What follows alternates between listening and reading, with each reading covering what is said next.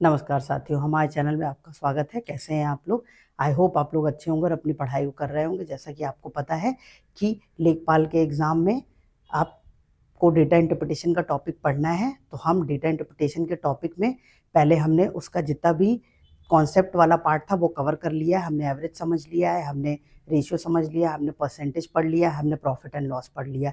अब उससे रिलेटेड जितने भी डेटा इंटरप्रिटेशन के क्वेश्चन बन सकते हैं और कैसे क्वेश्चन आपके एग्जाम में आएंगे वो क्लासेस आपको रोज कराई जा रही हैं। तो आप इन क्लासेस को देखें और जो भी डाउट है वो आप कमेंट सेक्शन में पूछ सकते हैं, ठीक है। और आप ये समझें कि देखिए, आपको पता है कि डेटा इंटरप्रिटेशन में आपको आपके एग्जाम में 10 मार्क्स मिलने हैं, ठीक। तो हमको ये टॉपिक ऐसे तैयार करना है और आप यकीन मानिए कि ये ऐसा टॉपिक है कि इसमें आप 10 में 10 स्कोर कर सकते हैं, ठीक। तो आप इसको हमारे साथ तैयार करिए और जो भी डाउट है वो आप कमेंट सेक्शन में ज़रूर पूछें। जैसे कि पहला क्वेश्चन ये है, हम क्वेश्चन को ग्राफ के माध्यम से समझ रहे हैं। ग्राफ लेते हैं और उसका डेटा एनालाइज करके उस पर 5 क्वेश्चन फ्रेम करते हैं। वो क्वेश्चन आपको मेरे साथ पढ़ने हैं, ठीक। आइए शुरू करते हैं। फिर हम पहला क्वेश्चन देखेंगे। देखिए, ये यहाँ पर सब जितने भी हमने ग्राफ के टाइप पढ़े, डेटा इंटरप्रिटेशन में ग्राफ के टाइप होते हैं। ये हमारा तालिका है और इसके बाद हम एक टॉपिक पढ़ते हैं बार ग्राफ का। उसके बाद हम पाई चार्ट पढ़ते हैं और एक हम लाइन ग्राफ पढ़ते हैं, ठीक है। तो ये सारे जो ग्राफ हैं इन पे बेस्ड क्वेश्चन आपको रोज हर क्लासेस में कराए जा रहे हैं। तो आप हमारे साथ इन ग्राफ को प्रिपेयर करिए, कॉन्सेप्ट को तैयार करिए और अपने आप को बेहतर करिए इस सब्जेक्ट में, क्योंकि यहाँ से आपको 10 में 10 नंबर स्कोर करने हैं। ये आप अपना टारगेट लेकर चलिएगा। अगर आपको मैथ्स नहीं भी आती है तो भी इतनी बेसिक से समझाया जा रहा है कि आपको मैथ समझ में आ जाएगी और आप एटलीस्ट, अगर आपकी मैथ बहुत गड़बड़ है तो भी आप ऐसा कर पाएं कि आपको 8 नंबर स्कोर करने ही है। क्योंकि देखिए, ये ऐसा टॉपिक है जिसमें आंसर आ गया तो एक्यूरेट आएगा और सही आएगा, आपको फुल मार्क्स मिलेंगे, ठीक है। इसमें कोई डाउट का ऑप्शन नहीं होता है, तो वो चीज़ हमको साथ लेकर चलनी है। तो हम इसको करते हैं। देखिए, पहला ये जो ग्राफ है ये तालिका है। तो पहले तो हमने ये समझ लिया कि तालिका में हमें क्या दिया रहता है। इसमें हमें देखिए यहाँ ब्रांच दी हुई है और 2022 और 2023 की सेल दी हुई है। एक कंपनी है, ठीक है, जिसकी ब्रांच है B1, B2, B3, B4, B5, जिसमें इन्होंने 22 में 80, 75, 95, 110 और 70 की सेल की है। उसके बाद 2023 में 105, 65, 110, 125 और 95 की सेल की है। तो हमें ग्राफ पता चल गया। अब हम इस पे बेस्ड क्वेश्चन देखेंगे। किस शाखा की बिक्री 2023 में 2022 की तुलना में सबसे अधिक बढ़ी है? तो ये हम कैसे निकालते हैं? देखिए, इसमें तुलना करनी है, तो तुलना करने में हमें क्या करना पड़ेगा? हमें डिफरेंस निकालना पड़ेगा। तो अगर हम B1 का देखेंगे तो B1 क्या हो जाएगा? 105 और 85, क्योंकि जब डिफरेंस निकालना है तो नेक्स्ट ईयर से प्रीवियस ईयर को माइनस करेंगे। तो 2023 से 22 की वैल्यू माइनस होगी। यहाँ पर आ गया आपका 25, ठीक है। अगर आप 80 में 25 जोड़ेंगे तो 105 हो जाएगा। तो हमने देख लिया कि B1 का जो डिफरेंस है वो कितना है? वो है 25, ठीक। फिर इसके बाद हम आते हैं B2 पे। B2 को देखिए, B2 में क्या है? ये लिखा हुआ है 65, डिफरेंस निकाला हमने 75, तो हमें 10 का मिला। तो यहाँ पर पूछा है सबसे अधिक बढ़ी है किसकी तुलना में, तो B2 तो बिल्कुल भी नहीं होगा, ठीक। और यहाँ पर देखिए B1, B3, B4 और B5।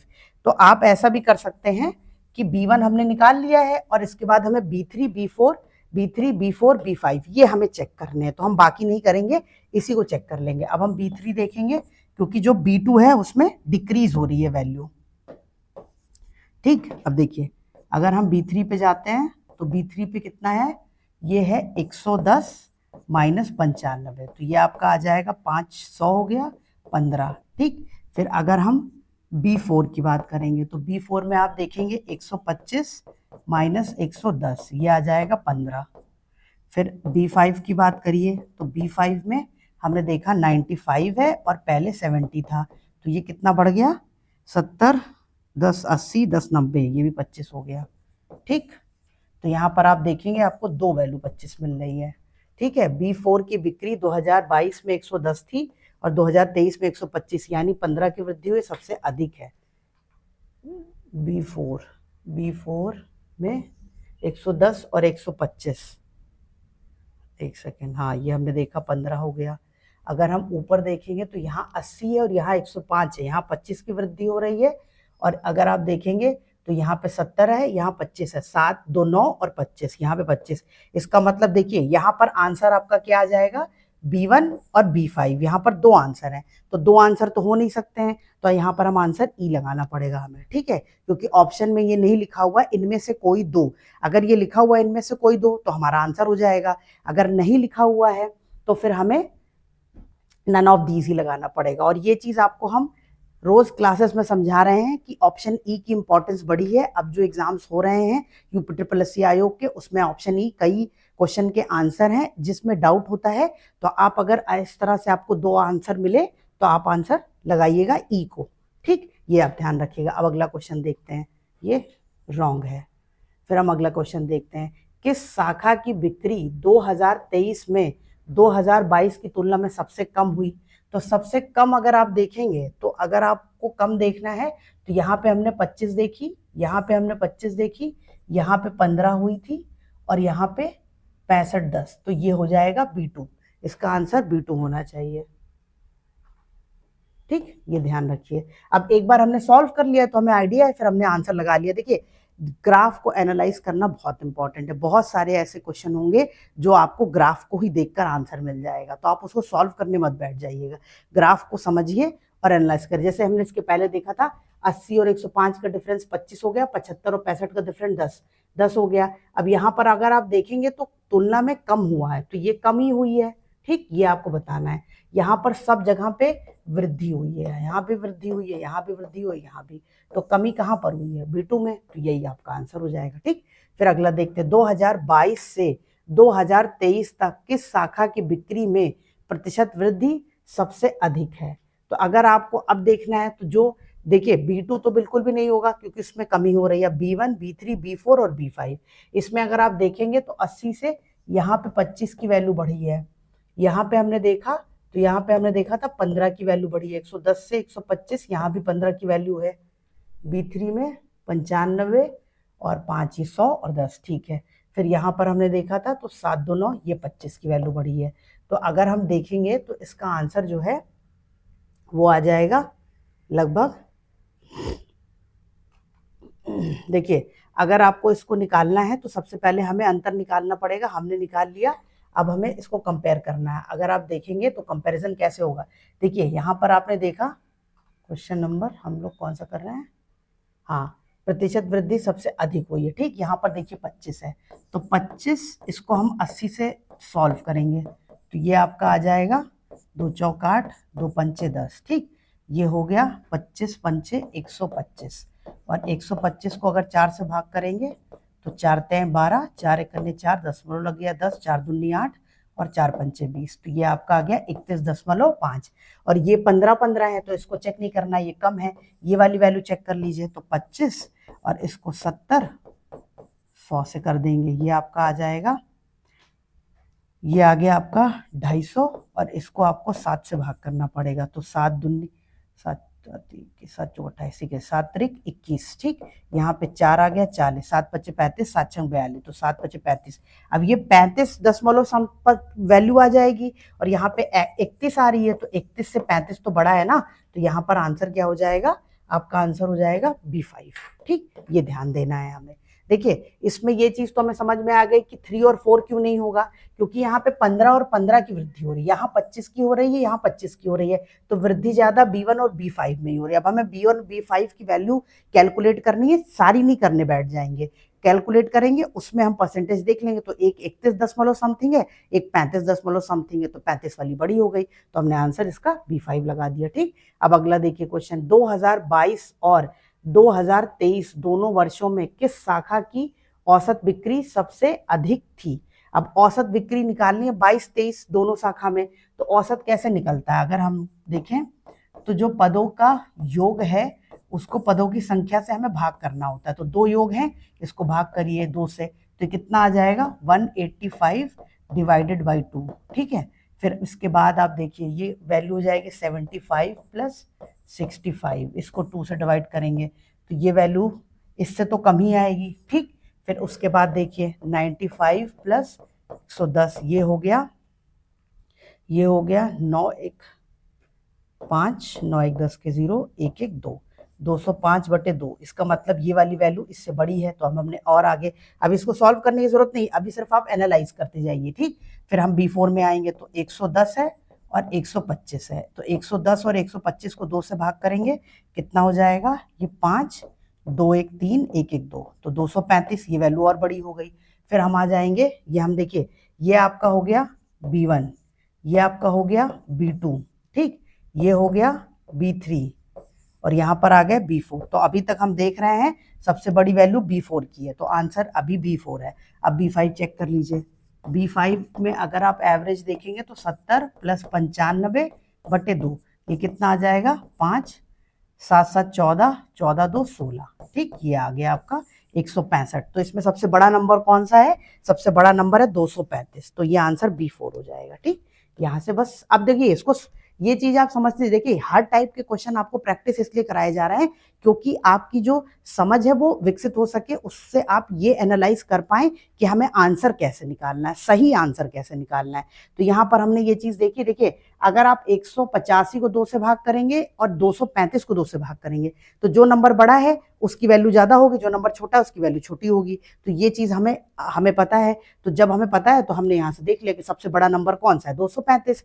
235 के साथ जब हम सॉल्व करेंगे तो आ जाएगा। ठीक, देखिए अब इसमें B4 सबसे बड़ा है। ठीक, अब आगे बढ़ते हैं, अगला क्वेश्चन देखिए, यदि सभी शाखाओं की 2022 और 23 की कुल बिक्री को जोड़ा जाए तो कुल वृद्धि कितनी हुई। तो अगर कुल बिक्री को जोड़ेंगे तो कुल वृद्धि निकालने के लिए क्या करना पड़ेगा। देखिए यहाँ पर वृद्धि कितनी हुई, 25 की, यहाँ पर वृद्धि हुई नहीं, यहाँ पे वृद्धि कितने की हुई, 15 की, यहाँ वृद्धि कितने की हुई, 15 की, और यहाँ 25 की, तो कुल वृद्धि कितनी हो गई, 25 दूना 50, 50 में 15 30, तो ये हो गई आपकी 80। ठीक, अब यहाँ से आप देखिए ये ऑप्शन में है नहीं, तो ये आंसर हो जाएगा। एक बार फिर से समझ लीजिए,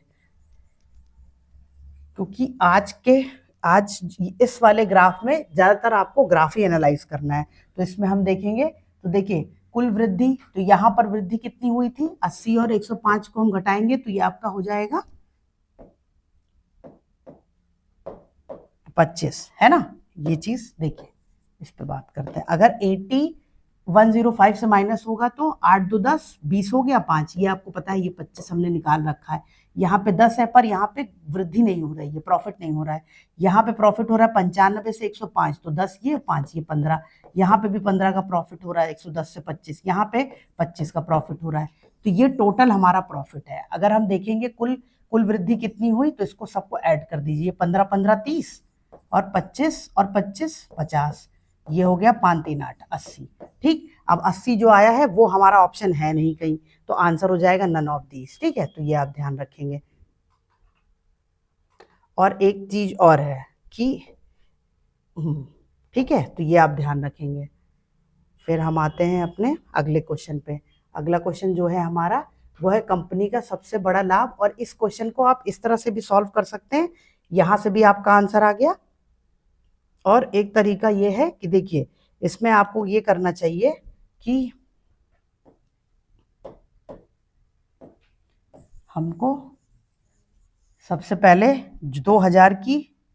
2022 की जो वैल्यूज हैं उनको आपस में ऐड कर लीजिए। ठीक है, फिर 2023 की जो वैल्यूज हैं उनको आपस में ऐड कर लीजिए, फिर इन दोनों को 2023 की जितनी वैल्यू आई उनको 2022 से माइनस कर दीजिए, इससे भी आपका आंसर निकल आएगा। ठीक है, तो ये मेथड भी एक है। फिर हम अगले क्वेश्चन पे चलते हैं। ये हमारा टॉपिक है लाइन ग्राफ का, है ना। अब इसमें प्रॉब्लम ये है कि इसका डेटा विजिबल नहीं है। एक बार इसका डेटा चेक कर लेते हैं। इसका डेटा चेक करना पड़ेगा क्योंकि विजिबिलिटी नहीं है इसमें। डेटा देखिए इसमें जो है वो है, ये है 40, यहाँ पे है 55, यहाँ पे है 30, यहाँ पे है 60 और यहाँ पे है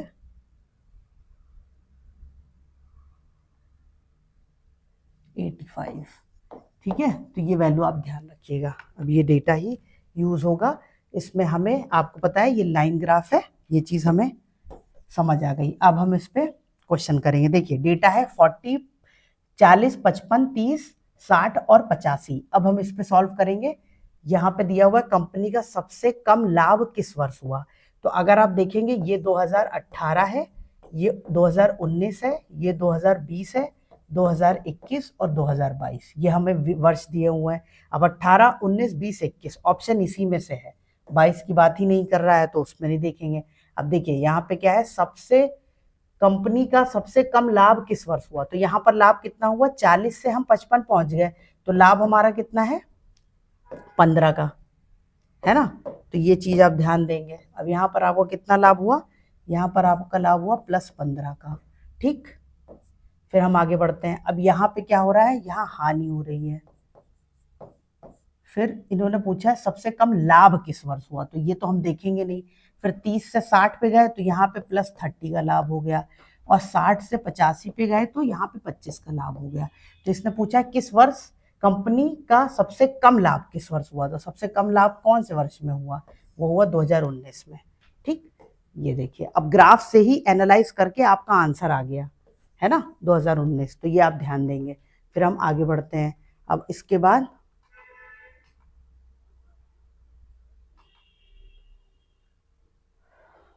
और यहाँ लाभ बताना है, हानि नहीं बतानी है, तो ये नहीं होगा, ठीक। ये आप ध्यान दीजिएगा कि हानि के कॉन्सेप्ट को यहाँ नहीं देखेंगे, यहाँ लॉस हो रहा है, सबसे कम लाभ बताना था हमें। तो 15, 30 और 35 ये लाभ थे हमारे, तो सबसे कम लाभ हुआ 40 से 55 में, तो इसका आंसर 2019 हो जाएगा। फिर हम आगे देखते हैं, ये रॉन्ग है, ठीक है, ये एनालाइज। फिर आगे देखिए कंपनी का सबसे अधिक लाभ किस वर्ष हुआ। आप सबसे अधिक लाभ, तो ये हमने देखा, ये 40 है, ये 55 है, ये 30 है, ये 60 है और ये 85 है। तो आप अगर देखेंगे तो यहाँ पर ये लाभ जो है वो +30 का है, यहाँ पे देखेंगे तो ये +25 है, यहाँ पे देखेंगे तो +15 है। तो सबसे अधिक लाभ किस वर्ष हुआ, अधिक लाभ हुआ 2021 में, ठीक। ये आपको ध्यान देना, 2021 आंसर हो जाएगा इसका।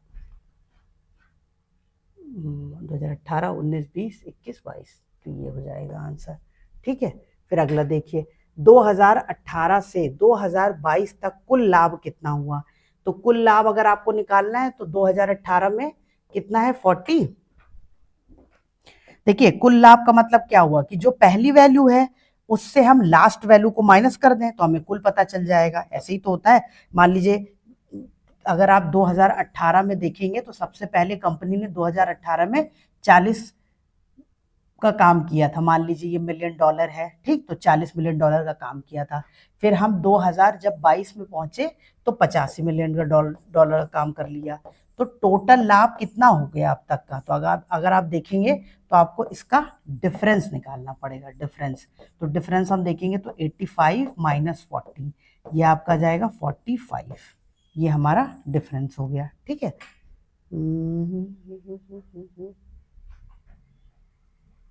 270 कुल लाभ कितना हुआ, ठीक है। देखिए ये बता देगा कि कुल लाभ कितना हुआ, ये हमें जोड़ना है। तो हमें ये सारी वैल्यूज जोड़नी पड़ेंगी। नहीं, देखिए यहाँ पे गड़बड़ है, ये आप समझिए। कुल लाभ अगर आपको बताना है तो वो 45 ही होगा, करोड़, 45 CR। इसलिए क्योंकि हमें लाभ, पहले अगर किसी कंपनी की कमाई 40 थी और फिर उस कंपनी की कमाई 85 हो गई तो उसने लाभ 85 का थोड़ी कमा लिया, 40 और 85 को जोड़ देंगे तो ये तो थोड़ी पूरी इनकम हो गई। कुल कितनी कमाई की तो हम इसको आपस में जोड़ेंगे, पर कितना लाभ हुआ तो हम जो लास्ट की कमाई और पहले दिन, मान लीजिए कि आपने 6 महीने काम किया, ठीक है, इसको समझिए। 6 महीने काम किया, पहले महीने आपको 40,000 रुपए मिले, फिर अगले महीने आपको 40,000 रुपए मिले, फिर अगले महीने 40,000 रुपए मिले। नहीं, पहले महीने आपको 40,000 मिले, फिर 60,000 मिले, फिर 80,000 मिले, उसके बाद 1,00,000 रुपए मिले। तो आपका लाभ कितना हुआ, 40,000 जो था वो तो हर महीने मिल रहा है, उसके ऊपर जो मिल रहा है वो लाभ होगा। तो हम 1,00,000 में से 40,000 को घटा देंगे तो हमें पता चल जाएगा कि जो 60,000 रुपए मिले वो प्रॉफिट हुई। क्योंकि 40,000 आपने किसी, मान लीजिए आपने कोई कंपनी स्टैब्लिश करी, उस कंपनी में पहले महीने में आपको 40,000 रुपए कमाई हुई, फिर 60,000 कमाई हुई, तो 40,000 रुपए आपने लगाए थे, उसके बाद आपने 40,000 रुपए कमाए, फिर 60,000 रुपए कमाए, तो प्रॉफिट आपको 20,000 रुपए का तो हुआ। तो यहाँ पे प्रॉफिट बताना है, ठीक है। तो ये आप ध्यान दीजिएगा, इसमें ऑप्शन गलत है। ये इसने अगर यहाँ पर ये लिखा होता है कि 2018 से 2022 तक कुल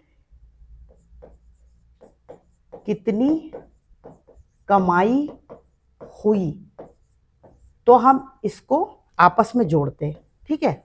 लाभ अगर आपको बताना है, कमाई हुई, तो अगर लाभ आपको बताना है तो लाभ में आपको पहले दिन के और आखिरी पहले साल के 2018 के और आखिरी साल में से घटाना पड़ेगा। तो यहाँ पे 45 आपका आंसर हो जाएगा, ठीक। तो ये ऑप्शन गलत है। ये आंसर कब होगा, जब ये, अब देखिए ये क्वेश्चन वैलिड कब होगा, जब पूछेगा कुल कितनी कमाई हुई। तो कुल कितनी कमाई के लिए हमें क्या करना पड़ेगा, जो 2018 की वैल्यू है वहां से लेकर के आपको पूरी 2022 तक की वैल्यू को आपस में ऐड करना पड़ेगा, अगर हम इस क्वेश्चन पे जाएंगे तो अगर आप देखेंगे तो पहले 40 है, फिर 55 है, फिर 30 है, फिर उसके बाद आप देखेंगे तो 60 है और ये 80 है। अब इसको अगर आपस में हम जोड़ेंगे तो ये आ जाएगा 5, ये हो गया आपका 6 4 10, 10 5 3 8, 8 8 16, 16 10 26, 26, ठीक है, 265 करोड़। तो ये आपका आंसर इसमें नन ऑफ दीज हो जाएगा, ठीक है। तो ये आप ध्यान देंगे,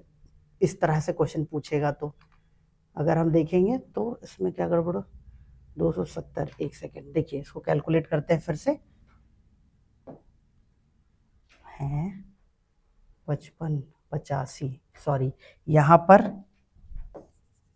85 है, जो वैल्यू है ये 85 है, तो यहाँ पर 85 लिखिए। अगर ये 5 5 के 0, ठीक है, ये 26 बना और एक 7 27, तो आपका आंसर आ जाएगा 270 करोड़।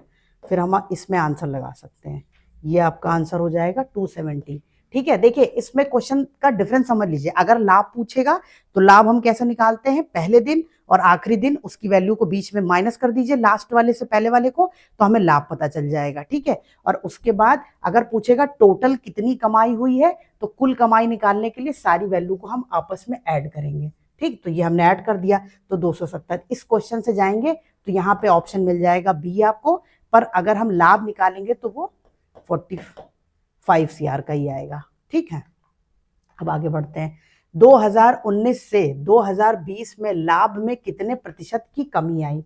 अब देखिए 2019 में आपने देखा था 55 था और 2020 में 30 हो गया, तो कमी आई, ये हमें दिख रहा है। अब कमी कितनी हुई, तो 55 में से 30 घटाइए, ये आपका आ जाएगा 30 40 50, 25 की हमने कमी करी है ना, कमी, तो कमी हो गई। अब इसका प्रतिशत निकालना है, तो 25, इसको निकालना किससे पड़ेगा, 55 से, तो 55 इसको गुणा करिए। अब ये आपका आ गया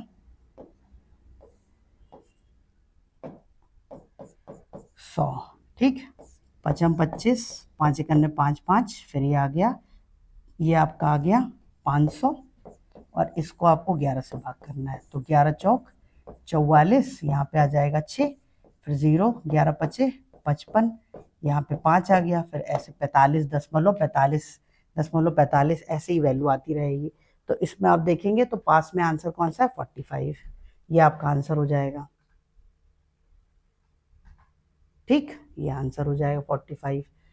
और अगर मान लीजिए, देखिए कभी अगर ये ऑप्शन दिया है 45 का, तो हम इसके ऑप्शन के साथ जाएंगे, पर अगर मान लीजिए 45 समथिंग 9 या 45 सम 8 वेट आ रहा है, तो आपको इसके आंसर नन ऑफ दीज में भी जाना पड़ेगा, क्योंकि ये वैल्यू लगभग 46 बन जाएगी।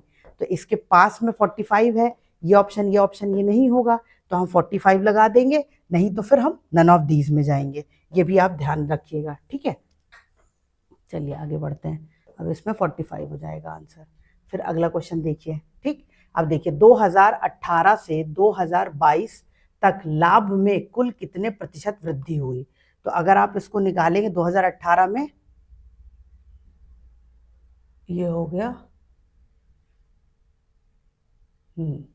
2018 में 40 और 2022 में यहाँ पर आप देखेंगे 85, तो इसमें अगर आप वृद्धि देखेंगे तो आपको 45 और इसको 40 गुणे 100 करना पड़ेगा। ये कट गया, 2 दूनी 4, यहाँ 5 आ गया। अब अगर आप इसको देखेंगे तो ये 2.5, 45, इसको 2 से काट दीजिए, 2 दूनी 4, यहाँ 2 दूनी 4 और ये 5, 22.5, इसको 5 से गुणा करिए। अब ये कितना आ जाएगा, 55 25 के 5, 2 आ गए, 5 दूनी 10, 2 12, 5 दूनी 10, ठीक। फिर 5 2 0 1, इसको अगर हम ऐड करेंगे 5 5 2 7, 2 1 1 और दशमलव लगाएंगे तो ये आ जाएगा। ठीक है, देखिए अब इसमें हम इसको ये आ गया आपका 45, है ना। देखिए 45 और 45 को 40 से भाग करिए, 100 से गुणा करिए, ये 112, ये आपका 112.5 आ जाएगा। एक बार हम इसको समझ लेते हैं। देखिए